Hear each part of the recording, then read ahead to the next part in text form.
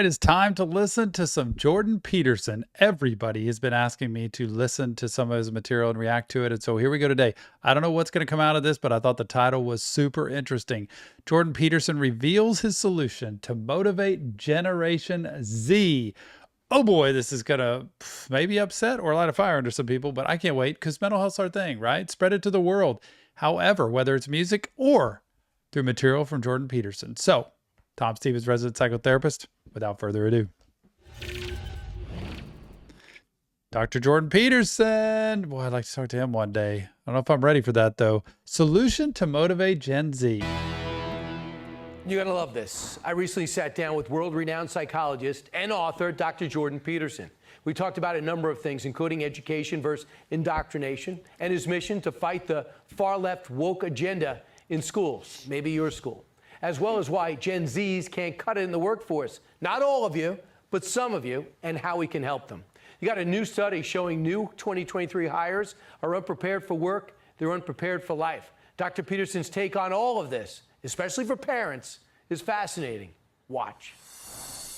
When this study popped up, we thought, I wanted to be very specific on the years of this because, you know, there's all different years that fit millennials, Gen Z, Gen X, all that stuff. I don't know all of those.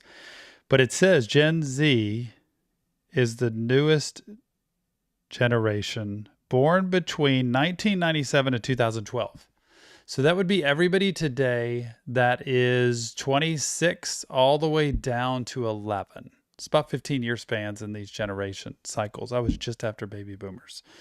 So everybody 11 to 26, which I think encompasses a huge percentage of everybody who's watched reaction therapy. So I'm very curious to see what everybody thinks. I've got a very clear opinion on this because I'm seeing people come out of grad school as far as therapists go, and they are not coming out the same as they used to. And so this soft piece, I think COVID really hurt a lot because it detached us from our normal reality. It detached us socially. We did not learn as much for at least a year and a half there. For sure a year, but probably a year and a half. We didn't learn as much. So there's a gap in learning, and also just in the social aspect of this world today when it's so online and connected through social media, as that's different than when I grew up when it was person to person. So I'm curious what he's going to say. but you got to weigh in on this. They say that Gen Zers come in, they're sincere, but if they have no necessary instinct on what to do next, find them a lot sitting idly by waiting for instructions on what to do next. Does that make sense to you? Something about this generation that would have trouble being self-motivated? Well, I think that if you set up an education system that's designed to do nothing but demoralize young people and to convince them that their ambition is dangerous and, well, even world-threatening for that matter. Oh my gosh, this is really good right off the bat. I think our education system has gone to crap, and it's not the teachers. I think the teachers have gotten so demoralized and let down that the quality of teachers has gone down overall. But the great teachers are still great teachers. And, you know, when I grew up, teachers could teach. It wasn't teaching to a test. It wasn't teaching to assess students. And it wasn't teaching to get funding in your school. It was just teachers teaching. Now, he just said it. I mean, it's a system that's set up to demoralize. I've said for so many years that education in public school is set up to teach the majority of students in the school.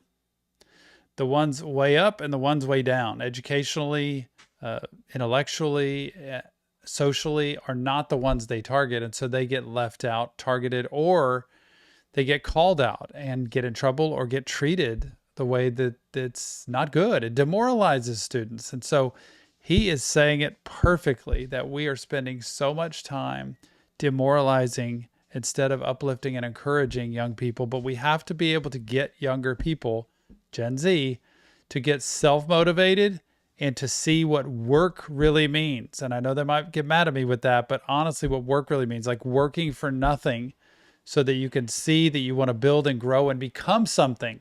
That means being mentored. That means stepping into the uncomfortableness of, I'm going to really chase a dream instead of waiting until something's handed to me. Is dangerous and, well, even world-threatening for that matter, a manifestation of patriarchal oppression on the social front, and then a danger to the survival of the planet on the natural front, then, and you don't do anything to foster that ambition and to... I was telling my sons the other day that when I grew up, this is funny how the soft skills struggle, make change at a register. I was telling them when I grew up, when I was your age, like, you made change at a register. The people had to know math. They had to know exactly, the machine didn't tell them what to give people. They had to type it in specifically, deal with frustration, make eye contact. That's so important right here. Work with others, learn to work and interact, and it's not always your way. And maybe you learn to work as a team. Stay off of your phones and connected all the time. Take initiative is so good. Then, and you don't do anything to foster that ambition and to channel it into a manner that might be productive and to tell young people why their ambition might be useful, then you're going to get exactly that. So you hit what you aim at if you try hard enough, and the education system has been trying to demoralize people for 60 years. One of the things that really stuns me, you know, I haven't been able to figure this out yet. I've been trying to talk to Republican governors about this. I cannot understand why conservatives have been daft enough to allow the faculties of education to retain their hammerlock on teacher certification for the last 60 years. It's insane. You mean the criteria to get the certification and what's in it? You have to be trained in a faculty of education to become a teacher. I believe that. Why? They're the most woke element of the entire rotten university carcass, and they have the hammerlock on 50% of the state budgets. You know, the conservatives are always complaining about the culture war. It's like, well, you handed all the young people to the faculties of education, right? Their research is terrible. It's low rate. He's speaking a lot of facts, y'all, when it comes to the hierarchy, having the control and deciding, which waters down everything below. And I think teachers need to be paid a whole lot more, double of what they're making now. And they need to be expected to have a higher level of education, experience, training, and keeping up with the world because of that higher paying job. Like, they should be paid more, and they should be the best of the best. Their students are generally very incompetent, comparatively speaking, on the academic front. You know, it's foolish, and this is the outcome. It's not surprising. And it's a way to work on the foundation. And when you have an RNC chair or a DNC chair, if you have an agenda, that's what to work on. Don't get Mr. and Mrs. Candidate elected. Start focusing on the direction you want the country in, and find out how to give people an education that will allow them to at the very least think, but not what to think. Well, the left-wingers in the 1960s were far-seeing enough, the more radical types, to envision a decades-long march through the institutions, right? And one of their goals was the capture of educational institutions, and that's happened completely. And that's been absolutely abetted by conservatives who tend to get lost in the details. And well, then you think now you have young people who are demoralized and directionless. Well, they're never taught anything about how to acquire a direction. You know, we did a study. I used this program I developed called... I'm telling you this, hands down. Our high school system, I'll just speak where I am in Texas. Our high school system spoon feeds students. They come out with many times good grades in high school. They get into college and they fail out, or they struggle to make it. And almost all of them will sit with me and say, it's because I've never really had to work. I've never had to do homework. I've never had to study. All through high school, didn't even study.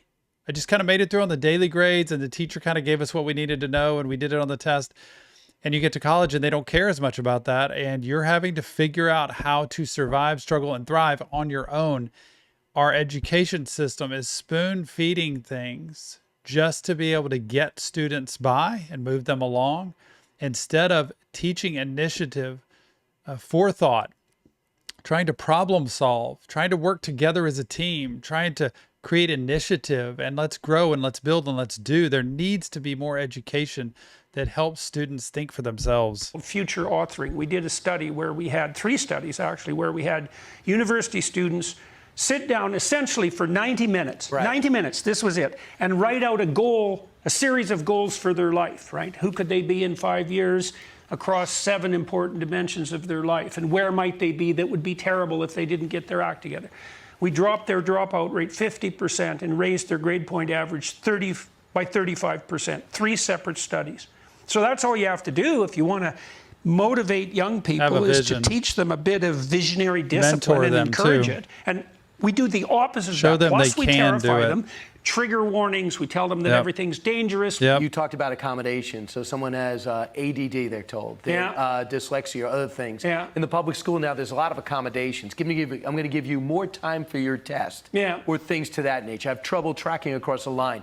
You think accommodations in many cases don't show progress, can be limiting. Why?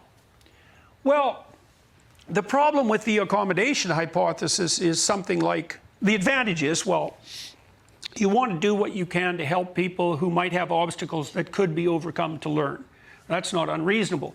But the problem with the accommodation hypothesis is, well, what happens when you have an actual problem to solve? You're not going to be accommodated. You're not going to be accommodated in a workforce that requires genuine competition. Because if you're accommodated in a workforce that requires genuine competition, you're just going to be taken out. There's no time for that. You might say, well, there should always be time. It's like, well, not if there are important things at stake. Well, that's foolish. Right? It doesn't work that way in the real world. But here's where I disagree a little bit. I think in school, when students are younger and their brains are still developing, that a lot of times it can help to have accommodations if they're done right, because they aren't in control the way a 25-year-old who's in the workforce can. By the time you get to the end of high school and into college, you should be able to work with those accommodations and those challenges you have better, because your brain's fully developed and you've had time and experience to be able to do it. But younger children, I do think, need it. Right, because when you're making important decisions, you're always balancing one catastrophe against another.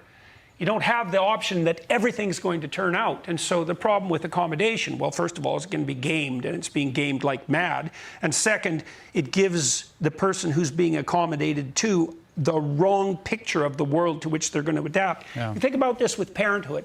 How should you treat your kids? Well, as a mother and father, you should be a proxy for the world. Maybe a slightly more merciful proxy, but basically the message you send your kids about their behavior is the same message that the world is going to send them. It should be, because otherwise you're not preparing them for the world. You know, so maybe your kid's annoying as hell to you and your wife, and you don't do anything about it because you think, well, we're all mercy. It's like, that's just fine until your kid has to make a friend or, you know, deal with an adult that's not. This is the truth. And so often your children might drive you nuts, or you just kind of like abstain and kind of stay away and, oh, well, we're just not going to deal with that. But they're going to have to get out in the world and work with people and make friends and work with teachers and bosses and try to make it, coworkers, and try to make it in the world. And it's not easy. So they need a picture at home from parents of what it's really like. Not a mean one, but a fair one. You, in which case they're going to get slaughtered. There's nothing merciful about that. And if you accommodate people beyond what the environment itself would allow, you misinform them about the world they're going to inhabit. And plus, it can be gamed, and it's being gamed constantly. Online school, you and your daughter working together. What should we know, and how do we get it? Well, we've got about 30 courses recorded so far in a studio in Miami. They look very good. They're very professionally produced. We're trying to find the best lecturers in the world. So if you think you're a good lecturer and you want to participate, give that some thought. That's Peterson Academy. We hope we'll be ready to roll in November. We want to make sure that we have the best lecturers that we can possibly provide on the most germane topics. And then we're going to ally that with a very stringent testing and accrediting system, so that if you are a graduate of this particular institution, the people who hire you will know that you learned what you were aiming at learning and that you did the proper work. And that's extraordinarily important, because employers need to know that. Absolutely. Dr. Jordan Peterson, I know you had a few hurdles to clear to get here. I really appreciate your time. I know our audience does. Best success coming your direction. And, well, if you want to go see you in person, just go to JordanBPeterson.com. Dr. Peterson, thanks so much. Hey, you bet. Great to see you, sir. Thanks for the invitation. All right. Pretty cool, right? Don't miss the second part of my interview with Dr. Jordan Peterson. Next week on One Nation, we discuss. That's interesting. So he's going to do another part after this. We'll have to check that out too. And it's interesting that Dr. Peterson is doing an online curriculum I haven't been the biggest fan of online curriculum, but I do think it fits certain people, certain students better than others, because there's all kinds of learning, right? Auditory, visual, kinesthetic. There's ways people do it better than others. Some need to be socially around a lot of other people, and they wouldn't be if they were online. But I'm going to go check out his. Man, I'd love to speak at that one, be a lecturer in that one. That would be really cool. But the key here is communication, conversation, opening up the topic to say what's not working, because something's not working in our world, that we're producing students out of school that aren't either competent enough or capable enough to be able to go out in the world and make life happen, be successful, and thrive. That's what I want for people. So look, give me your comments. Let me know what you think about this. I want to hear your opinion. Good, bad, indifferent, doesn't matter. Let me know what you think, because having students be mentally healthy is my biggest goal, and I want to look at every possible piece of information we can. Thanks for being here. We'll see you on the next Reaction Therapy.